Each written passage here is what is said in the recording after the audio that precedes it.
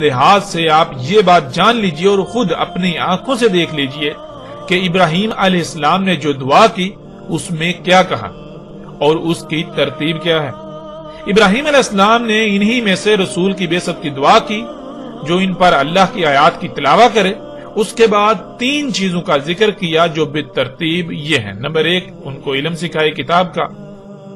Number 2، انہیں حکمت سکھائے، یعنی اس علم کا جو علم سکھایا اس علم کا استعمال کرنا بھی سکھائے، وہ علم کب، کہاں، کیسے، کیوں اور کتنا استعمال کرنا ہے۔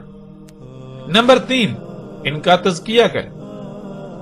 ناظرین، رب العالمین کی طرف سے ابراہیم علیہ السلام کی اس دعا کا جواب کیا آیا وہ آپ باقی 2 آیات میں دیکھ سکتے ہیں، اور پھر ان میں رسول کی بعثت اور اس کا انسانوں پر اللہ کی آیات کی تلاوت کے بعد انہی 3 چیزوں کا ذکر ہے جو ابراہیم علیہ السلام کی دعا تھی۔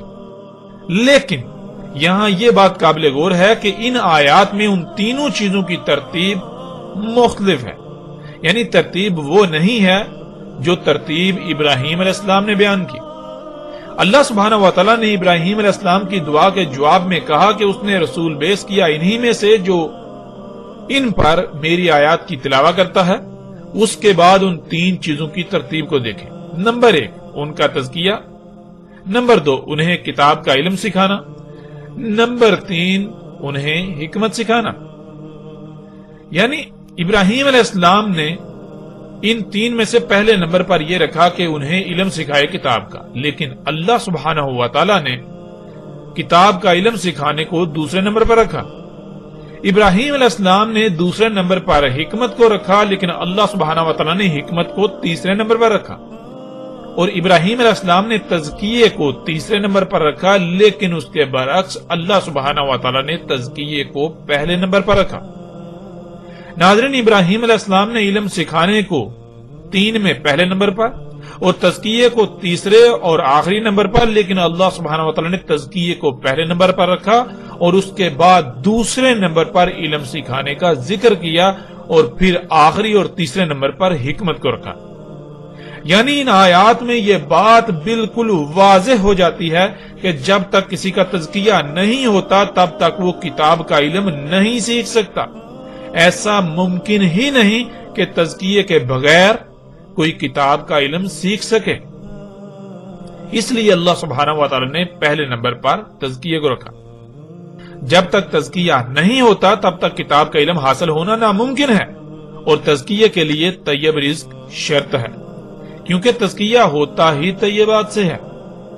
ناظرین، آج دنیا میں شاید ہی کوئی ایسا شخص ہو جسے طیب کا علم ہو کہ لفظ طیب کے معنی کیا ہے اور طیب رزق ہوتا کیا ہے۔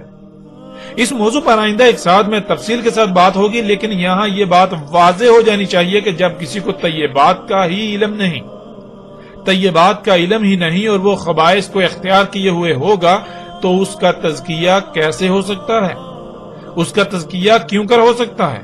اور جب تزکیہ نہیں ہوگا تو پھر ظاہر ہے کتاب کا علم کیسے کھل سکتا ہے، کیسے سمجھ آ سکتا ہے، کیسے حاصل ہو سکتا ہے کتاب کا علم؟ کتاب کے علم کے لیے تو تزکیہ شرط ہے، جب تزکیہ ہوگا ہی نہیں تو علم حاصل نہیں ہو سکتا، اور جب علم حاصل نہیں ہو سکتا تو پھر حکمت تو علم کے بعد آتی ہے، جب علم ہی حاصل نہیں ہو سکتا تو پھر حکمت بھی حاصل نہیں ہو سکتی۔ ناظرین، یہ ہے اللہ کا قانون، جس قانون سے اللہ علم عطا کرتا ہے یا پھر علم کو قبض کر لیتا ہے۔ اور ناظرین، ظاہر ہے جب رزق کی کوئی اہمیت نہیں رہے گی، لوگوں کو طیب کا علم ہی نہیں ہوگا تو پھر ان پر کتاب کا علم کیسے کھل سکتا ہے؟ جب علم نہیں کھلے گا تو ظاہر ہے پھر جہالت غالب آئے گی اور ہر سو ہر طرف جہالت پھیل جائے گی۔ جب جہالت غالب آتی ہے، جہالت پھیل جاتی ہے تو پھر انسان اپنی خواہشات کی اتباع کرتے ہیں اور اپنی خواہشات کو ہی دین کا نام دے لیا جاتا ہے۔ وہ اپنی خواہشات کے خلاف ایک لفظ بھی سننے کو تیار نہیں ہوتے اور نہ ہی برداشت کرتے ہیں۔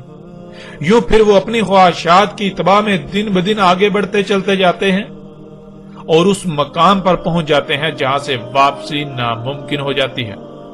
ناظرین، یہی محمد علیہ السلام نے کہا تھا کہ اللہ علم کو قبض کرے گا، جیسے اس کا قانون ہے جب علم قبض ہو جائے گا تو جہالت غالب آ جائے گی، دنیا میں جہالت پھیل جائے گی۔